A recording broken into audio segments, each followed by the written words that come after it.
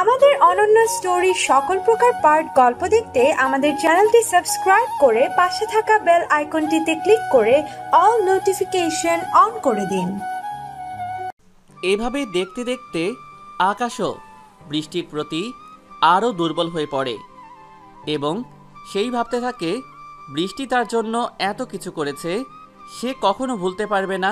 কিছুক্ষণ পর আকাশ নিজেকে নিজেই বলতে লাগলো, এসব কিছু কেন ভাবতেছে সে বৃষ্টিকে নিয়ে? তার মানে সে কি বৃষ্টিকে ভালোবেসে ফেলেছে? না না, এসব সে কি ভাবছে? সে তো নীলাকে ভালোবাসতো, তাহলে সে কিভাবে বৃষ্টিকে ভালোবাসবে? আবার পরক্ষণেই সে বৃষ্টির প্রতি আরও দুর্বল হয়ে পড়ে। তার কাছে বৃষ্টির সব কিছু ভালো লাগতে থাকে। তারপর নিজে নিজেকে বলো, উঠে একটা মানুষকে দুটো মানুষকে ভালোবাসতে পারে না। তারপর হঠাৎ করে ম্যাম তার হলে রুমে আসে এবং জিজ্ঞাসা করে, কেমন আছে আকাশ? আকাশ কোনো উত্তর দেয় না, তার মনে সে বৃষ্টিকে নিয়ে ভাবতেছে। তারপর ম্যাম আবার জিজ্ঞাসা করলো, কি ভাবতেছো আকাশ? পরক্ষণেই আকাশ বাস্তবে ফিরে আসে এবং বলে, কিছু না। তারপর ম্যাম জিজ্ঞাসা করে, কেমন আছো আকাশ? ভালো, আপনি কেমন আছেন? ভালো। আকাশ, তোমাকে একটা কথা বলার ছিল, কিন্তু কিভাবে বলবো তা মাথায় আসছে না। সমস্যা নাই, বলে ফেলুন। আসলে কথাটা হচ্ছে আমি তোমাকে... আমাকে কি ম্যাম? দেখো, আমি ঘুরিয়ে পেঁচিয়ে কথা বলতে ভালোবাসি না। তো আপনাকে ঘুরিয়ে পেঁচিয়ে কথা বলতে কে বলেছে? আপনি যা বলার তা সরাসরি বলে ফেলুন। আচ্ছা বলছি, আমি তোমাকে ভালোবাসি। আমি তো ম্যামের কথা শুনে অবাক। ম্যাম এগুলো কি বলছে? এটা কোনোভাবে সম্ভব না। কেন সম্ভব না?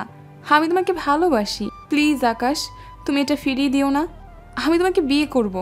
ম্যাম, এটা আপনার আবেগ, কয়েকদিন পরে এমনিতেই সব ঠিক হয়ে যাবে।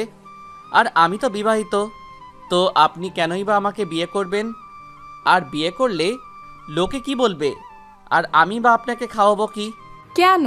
নীলা তো তোমার কাছে ডিভোর্স চেয়েছে, আর সে তো রাজিও আছে ডিভোর্স দিতে। তাহলে সমস্যা কোথায়? ম্যাম, আপনি আমার সমস্যার কথা কখনো বুঝবেন না।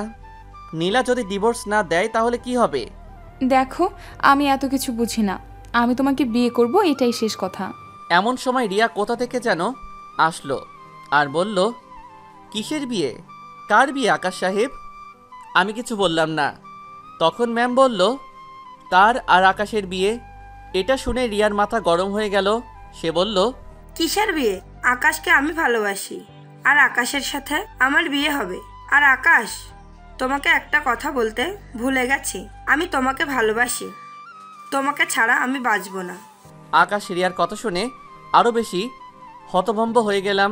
আমি কি বলবো কিছু বুঝতে পারছি না। আর রিয়াই বা কেন তাকে ভালোবাসে এটা সে বুঝতে পারছেন না। রিয়া আর ম্যাম ঝগড়া লাগার মতো অবস্থা হয়ে গেছে। তারা শুধু তর্ক করতেছে। এই বলতেছে আকাশের বউ হব, আর ও বলতেছে ও আকাশের বউ হবে। এখন আকাশ কথাগুলো শুনে তার মাথাটা এমনিতেই খারাপ হয়ে যাচ্ছে। সে কি বলবে বুঝতে পারছে না। আর এদিকে রিয়ার ম্যামের ঝগড়াটা আরও বেশি হয়ে গেল। তখন হঠাৎ করে নীলা আসলো এবং বলল, এই, তোমরা কি নিয়ে ঝগড়া করতেছো দুজনে? আর কেই বা কার বউ হবে? সেটা জেনে তুমি কি করবে? আর আমার তোমাকে একটা কথা বলার ছিল। তো সেটা ভূমিকা না করে সোজাসুজিভাবে বলে ফেল। কথাটা হচ্ছে, তুমি আকাশকে কখন ডিভোর্স দিবে? সেটা জেনে তুমি কি করবে? আর আকাশ আমার স্বামী, আর আমি তাকে স্বামী হিসেবে মেনে নিয়েছি। সুতরাং আমরা ডিভোর্স কেন দিব দুজনকে? তুমি ডিভোর্স দাও আর না দাও, আমি আকাশকে বিয়ে করব, আর আকাশ আমার সাথেই থাকবে। বললেই হলো? আকাশ আমার সাথে থাকবে, আর আমি আকাশকে বিয়ে করব। এমন সময় বৃষ্টি এসে হাজির হলো, আর তার হাতে একটা টিফিন বক্স। এটা আজকের কথা না, বৃষ্টি প্রতিদিনই আমার জন্য নিজে তৈরি করে খাবার নিয়ে আসে। এই, তোমরা তিনজন মিলে এটা কি শুরু করছো? এই, তুমি আবার আমাদের এটার মধ্যে আসছো কেন? এই আসছে মানে কি? আসছে মানে কি? তোমরা তিনজন মিলে একটা রোগীর সামনে এরকম লাগামহীনভাবে ঝগড়া করছো, আর বলছো আমি কেন আসছি? আচ্ছা, তোমাদের কমন সেন্স বলতে কিছু নাই? তারপর রিয়া, ম্যাম, নীলা তিনজনই থেমে গেল, আর বৃষ্টি আকাশকে চামচ দিয়ে হা করিয়ে খাওয়াতে লাগলো। আর এটা দেখে রিয়া ম্যাম আর নীলার জ্বলতে লাগলো। হঠাৎ নীলা বলে উঠল, এই তুমি আকাশকে এমন করে খাওয়াচ্ছ কেন? আমার স্বামীকে ভালো কিছু করিয়ে তার মন জয় করতে চাও? শুনুন, আমি যতদিন আছি আমি আমার স্বামীকে কারো হতে দিব না। দেখো নীলা, তুমি আমাকে ভুল বুঝছো। আমি এমন কিছু করছি না। আমি আমার বন্ধুকে এভাবে খাওয়াতে পারবো। তুমি এটা কি বলছো? তোমাদের মতো মেয়েদের আমার চেনা আছে। তোমরা ভালো কিছু করে অন্যের স্বামীকে বিয়ে করার জন্য বাধ্য করো, তারপরে সে আর না বলে থাকতে পারে না। এই সব খারাপ মতলব আছে তোমার, তাই না? আমি থাকতে আমি কখনো তা হতে দিব না। প্লিজ, তুমি আমাকে ভুলে যেও না। আমি তোমার স্বামীর ভাগ নিতে আসিনি। প্লিজ, এমন কথা বলো না। এসব বললে আমার ভালো লাগবে না। এখন তো এইসব বলবেই। তোমাদের মতো মেয়েদের আমার চেনা আছে। নীলার এসব কথা শুনে আমার মেজাজটা চরম আকারে খারাপ হয়ে গেছিল। নীলা প্লিজ এসব কথা বন্ধ করো। আমার কিন্তু এসব কথা শুনতে একদমই ভালো লাগছে না। আর বৃষ্টিকে নিয়ে কোনো বাজে কথা বলবে না। কই, আমি তো কোনো বাজে কথা বলিনি। আমি তো একদম সত্যিই কথাটা বলেছি। আর তুমি বা বৃষ্টিকে এত সাপোর্ট করছো কেন? তোমার আবার একে ভালো লাগেনি তো আবার? নীলা প্লিজ এসব বলো না। আমার মেজাজটা এখন কিন্তু ভালো না। এবার আমার মেজাজটা প্রচণ্ড আকারে খারাপ হলো। আমি বিছানা থেকে উঠে নীলাকে কষে একটা থাপ্পড় মারলাম আর বললাম, কি বলছো তুমি এগুলো? মুখে যা আসছে তাই বলে যাচ্ছ। একবারও মেয়েটার কথা চিন্তা করতেছো না? মেয়েটা দেখো কিভাবে কান্না করতেছে।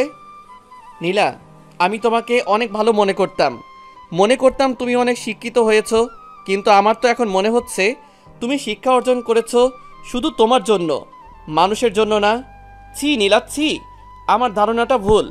আমি ভুল ভেবেছিলাম।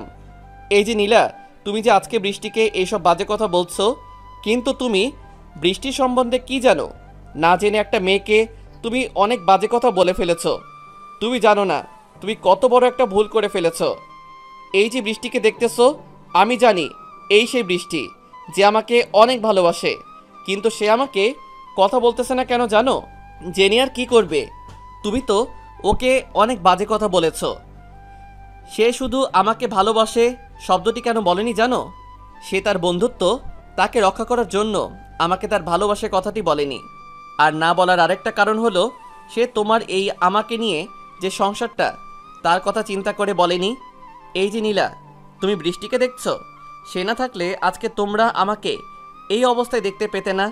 আজকে হয়তো আমার লাশটা কবরে থাকতো, সেখানে পচে আমার সেই শরীরের অঙ্গগুলো আজ মাটিতে মিশে থাকতো। এই সময় বৃষ্টি বলে উঠল, প্লিজ আকাশ, তুমি এগুলো কেন বলছো? এগুলো বলার কোনো মানে আছে? প্লিজ এমন কথা বলো না যেটা শুনলে সবার কষ্ট হবে। না বৃষ্টি, তুমি থামো, আজকে আমাকে বলতে দাও। তারপর আমি আবার বলতে লাগলাম, আজকে বৃষ্টির জন্য তোমরা আমাকে দেখতে পাচ্ছ। বৃষ্টিকে তোমরা অনেক বাজে কথা বলেছ। বৃষ্টি কি করেছে জানো? আমি যখন হতাশায় ভুগতেছিলাম, যখন নীলা তুমি আমাকে কষ্ট দিয়ে চলে গেছো, আমি তখন এসব হতাশায় সহ্য করতে না পেরে আত্মহত্যার পথ খুঁজে নিয়েছিলাম। তখন বৃষ্টি এসে আমার কাছে বন্ধুত্বের হাত বাড়িয়ে দিল। সে আমার সাথে সুন্দরভাবে, খুব সুন্দর ভাষায় কথা বলতে লাগলো এবং আমাকে সব সময় সবার সহায় হতে সাহায্য করলো। এবং সে আমার সব সময় পাশাপাশি থাকতে লাগলো এবং আমার সব কথা জানতে লাগলো। সে আমাকে অনেকবার ডাক্তার দেখাতে চেয়েছিল, কিন্তু আমি তা চাইনি। আমি চাইতাম না যে কারো দয়ায় আমার চিকিৎসা হোক, কারণ আমি যে মানুষটার জন্য এত কিছু করলাম, সে মানুষটা আমার মূল্য দিল না। সেখানে আমি কেন অন্যের কাছে দয়ার জন্য মাথা নত করতে যাব? বৃষ্টি আমার জীবনের সকল ঘটনা জানতো, কিন্তু কখনো দুঃখে দেয়নি। সে বরং আমাকে দুঃখ থেকে ফিরিয়ে এনেছে। তুমি হয়তো জানো না যে বৃষ্টির মা বাবা ভাই বোন সবাই আমাকে বৃষ্টির জামাই হিসেবে পেতে চায়, কিন্তু বৃষ্টি কখনো তা চায়নি, কারণ সে চায় নিজে তার বন্ধুত্বটা যেন নষ্ট না হোক। এখানে তোমরা সবাই আছো, ম্যাম আর রিয়াকে উদ্দেশ্য করে বলছি। এই যে আপনারা আমাকে আজকে ভালোবাসি কথাটা বলছেন, আর আরও বলেছেন আপনারা দুজন আমাকে বিয়ে করবেন। আপনারা দুজন আজকে কেমন করে এ কথা বলতে পারলেন আমার মাথায় কাজ করে না। আপনাদের দুজনের কাছে এখন একটাই চাওয়া, সেটা হলো তোমাকে চাই, কিন্তু এটা কখনো সম্ভব না। ম্যাম আর রিয়া, তখন একসাথে বলে উঠল, কেন সম্ভব না? আমাদের দুজনের মাঝে এমন কি নেই যা ওদের দুজনের মধ্যে আছে? তখন আমি বললাম, প্রকৃত ভালোবাসা। মানে আকাশ, তুমি এসব কি বলছো? আমি তো কিছুই বুঝতে পারছি না। তখন আমি বললাম, দেখেন, আপনাদের দুজনের এই ভালোবাসাটা বেশি দিন নয়। আপনাদের কাছে এখন এটা আবেগ, কিন্তু এটা বেশি দিন থাকবে না, কারণ আবেগের ভালোবাসা বেশি দিন টিকে না। আর আপনাদের আমার উপরে যে ভালোবাসা, সেটা আবেগ ছাড়া কিছুই না। আপনারা হয়তো জানেন আপনারা আমাকে অনেক কষ্ট দিয়েছেন, আর সে কারণে আমার উপর আপনাদের ভালোবাসা সৃষ্টি হয়েছে। আর এখন আপনারা আমাকে ভালোবাসতে চান, আমাকে বিয়ে করতে চান, কিন্তু বিয়ে করে যখন আপনার দাম্পত্য জীবনে আসবে, তখন সে ভালোবাসা বেশি দিন থাকবে না, কারণ এটা কিছুদিন পর এটা এমনিতেই চলে যাবে। তখন আমার কি হবে জানেন? তখন আমি সেটা নিয়ে আফসোস করতে থাকবো। আর আমি তো আপনাকে একদিনের জন্য বিয়ে করিনি, আমি তো সারা জীবনের জন্য একসাথে থাকার জন্য বিয়ে করেছি। তখন আর সারা জীবন এভাবে কাঁদতে কাঁদতে দিন জীবনটা পার দেওয়া চাওয়া আর কোনো কিছু থাকবে না। হয়তো আমি এসব কিছু সহ্য না করতে পেরে আবার আত্মহত্যার পথ বেছে নেব, কিন্তু তখন বৃষ্টির মতো কেউ আমার দিকে এগিয়ে আসবে না। হয়তো বৃষ্টি তখন অন্য কারো বউ হিসেবে থাকবে, কিন্তু তখন তার পরিবার থেকে বের হয়ে আমার জন্য নিজের জীবনটা উৎসর্গ করতে পারবে না। এটার কারণ কি জানেন? এটার কারণ হলো একটাই, সেটা হলো তখন তার সাহায্য করা হাতটা বন্ধ থাকবে তার পরিবারের মধ্যে। যেটা সে তার বিয়ের আগে আমার জন্য উৎসর্গ করেছিল, সেটা এখন তার পরিবারের জন্য উৎসর্গ করছে। তখন আমার মতোই মানুষটার মৃত্যু ছাড়া আর কিছু থাকবে না, আরও দেখতে পারবে না আমার এই লাশটা এই দুনিয়ার মাঝে, আর আমার জানাজাও হবে না। দেখো, তোমরা হয়তো জানো আমার ছোটবেলার মা বাবা মারা গেছে। ছোটবেলায় আমি অনেক কষ্ট করে বড় হয়েছি, আজকে পর্যন্ত এসেছি। আমার জীবনটা আমি নিজে নিজে একা একা গড়েছি, কিন্তু কেউ আমার জন্য সাহায্য সহযোগিতা করতে আসেনি। আর আমার এই জীবনটা যার জন্য দিয়েছিলাম, সে তো আমাকে বুঝলো না। তার বদলে নতুন কেউ আসলো, সেখানে সে নিজের বন্ধুত্ব তা রক্ষা করার জন্য নিজের মুখে ভালোবাসা কেউ বলতে পারল না। আর সেই মেয়েটাকে আজকে নতুন মিথ্যা অপমান বোধ করলো সবার সামনে, যেটা তার মতো মেয়ের কখনো কাম্য নয়। ম্যাম আর রিয়া, আপনারা দুজন হয়তো বুঝতে পেরেছেন আমার কথাগুলো। আর নীলা, তোমাকে একটা কথা বলার ছিল, সেটা হলো তোমার মতো মেয়ের সাথে আমার সংসার করাটা সম্ভব না। তুমি আমার কাছে ডিভোর্স চাইছিলে না? যাও, কয়েকদিনের মধ্যে তুমি তোমার ডিভোর্স পেপার পেয়ে যাবে। নীলা আমার মুখে এসব কথা শুনে হতভম্ব হয়ে গেল আর বলল, প্লিজ তুমি এমন কথা বলো না, আমি সত্যিই মারা যাব। প্লিজ আকাশ, আমি তোমাকে ছাড়া বাঁচবো না। এসব বলে এখন আর কোনো লাভ নেই। আমি বৃষ্টিকে বিয়ে করব, আর আমাদের সংসারটাকে সুন্দর করে সাজিয়ে নিব। তুমি বৃষ্টি সম্পর্কে যখন এরকম বাজে কথা বলেছ, তখন তোমার এরকম শাস্তি হওয়া উচিত। এসব তুমি কি বলছো আকাশ? দেখো, নীলা তোমার প্রথম বউ, তুমি তাকে ডিভোর্স দিয়ে তার জীবনটা এভাবে শেষ করে দিতে পারো না। দেখেছো, নীলা তোমার জন্য সে এত কিছু ভাবে, অথচ তুমি শুধু নিজের স্বার্থের জন্য বৃষ্টিকে এত সব বাজে কথা বলছো। আমার একটা কথা, সেটা হলো তুমি বৃষ্টির পা ধরে মাপ চাইবে। তখন বৃষ্টি বলে উঠল, এটা হয় না আকাশ। আর পাশ থেকে নীলা বলে উঠল, আমি রাজি। তারপর যখন নীলা বৃষ্টির পা ছুঁয়ে মাপ চাইতে গেল, তখন বৃষ্টি তাকে বলল, এ কি করছো বোন? আমি তোমাকে মাফ করে দিয়েছি। তারপর নীলাকে বৃষ্টি তার নিজের বুকে জড়িয়ে নিল, আর দুজন মিলে কাঁদতে লাগলো। তখন নীলা কাঁদতে কাঁদতে বৃষ্টিকে বলতে লাগলো, আমি তোমাকে ভুল বুঝে অনেক কিছু বলে ফেলেছি। প্লিজ তুমি আমার এইসব কিছুর জন্য তোমার মনে কষ্ট নিও না। তারপর আমি বলতে লাগলাম, ওকে ভালো, যা হবার তা হয়ে গেছে। এখন বৃষ্টি আর নীলা আমরা তিনজন আবার পারিবারিকভাবে বিয়ে করব, কারণ আমি চাই না যে বৃষ্টি আমাকে না পেয়ে কষ্ট পাক। তাই আমি চাই তোমাদের দুজনকেই আমি বিয়ে করব। আর ম্যাম আর রিয়া, তোমাদের দুজনের আমাদের বিয়েতে দাওয়াত রইল, আর আমাদের বিয়েতে সকল কিছু তোমরা অ্যারেঞ্জ করবা। তারপর আমাদের বিয়েটা সম্পন্ন হয়ে গেল। তারপর আমি বাসর ঘরে ঢুকে দেখি দুজনে কি একটা কথা নিয়ে হাসাহাসি করতেছে, আর আমার দিকে তাকিয়ে তাদের হাসিটা আরও জোরে বাড়িয়ে দিল। আমি কিছু না ভেবে তাদের দিকে যেতে লাগলাম আর বললাম, এই তোমরা দুজন হাসতেছো কেন? তারপর ওরা দুজন ওদের কাপড়টা বদলে আসলো আর আমাকে বলল, আজকে আমরা দুজন তোমার 12টা বাজিয়ে ছাড়বো। ও তাই নাকি? আমি কি বসে থাকবো নাকি? আমিও দেখব আজকে কে কত পারে। তারপর তারা দুজন বলল, ও আচ্ছা, তাহলে তো ভালো, দেখব আজকে ঠেলা সামলাও কিভাবে। এ কথা বলে ওরা দুজন আমার দিকে ঝাঁপিয়ে পড়ল। আমাকে একা পেয়ে ওরা দুজন আমার ওই আপনারা এখন পর্যন্ত কি দেখেন, বাকিটা ইতিহাস।